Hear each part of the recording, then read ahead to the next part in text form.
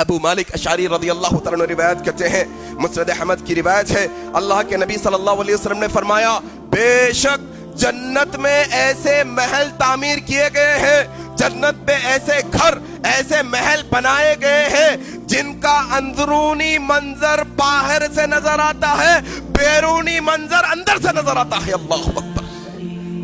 تم شیش محل سنے ہوں گے، اللہ نے بنا کر رکھا ہے۔ اللہ اکبر۔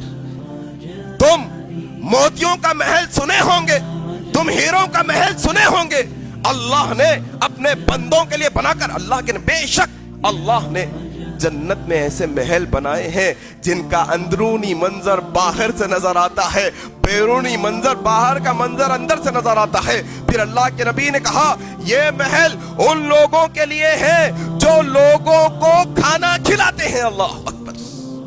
کھانا کھلانے والوں کے لیے اللہ نے ایسے محل تیار کر رکھے ہیں۔ کھانا کھلانا بڑا نیک عمل ہے، بڑا عظیم عمل ہے۔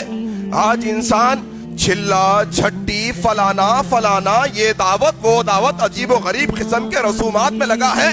کبھی توفیق نہیں کہ روڈ پر چلنے والے بے گھر انسان کو گھر پکڑ کر لائے، آؤ میرے گھر بیٹھو اور کھانا کھاؤ۔ انسانوں کو فکر نہیں، کوئی یتیم یسیر ہے، کبھی اچھا کھانا میسر نہیں ہوتا، آؤ میرے بچے میرے گھر آؤ، تم میرے بیٹے جیسے ہو، تم میری بیٹی جیسے ہو، یتیموں کی کفالت کرو، آؤ میرے گھر میں بیٹھ کر کھاؤ۔ حضرت علی کے بارے میں، حضرت حسن و حسین کے بارے میں آتا ہے، اما عائشہ صدیقہ کے بارے میں آتا ہے، فاطمہ الزہرا کے بارے میں آتا ہے رضی اللہ عنہم اجمعین، کہ یہ لوگ دستر پر اس وقت تک نہیں بیٹھتے جب تک کوئی یتیم ان کے ساتھ نہ شامل ہو جائے۔ اللہ کھانا کھلانا ای الاسلام خیر۔ نبی صحابی آئے پوچھے یا رسول اللہ بہترین اسلام کیا ہے بتائیں۔ بہترین اسلام کیا سمجھ رکھا ہے؟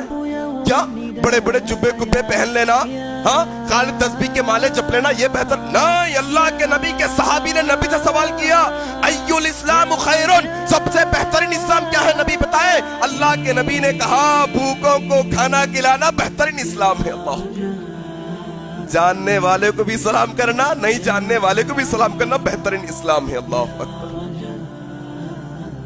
کیا وہ شیش محل، وہ جنت کے محلات ان کے لیے جو بھوکوں کو کھانا کھلاتے ہیں۔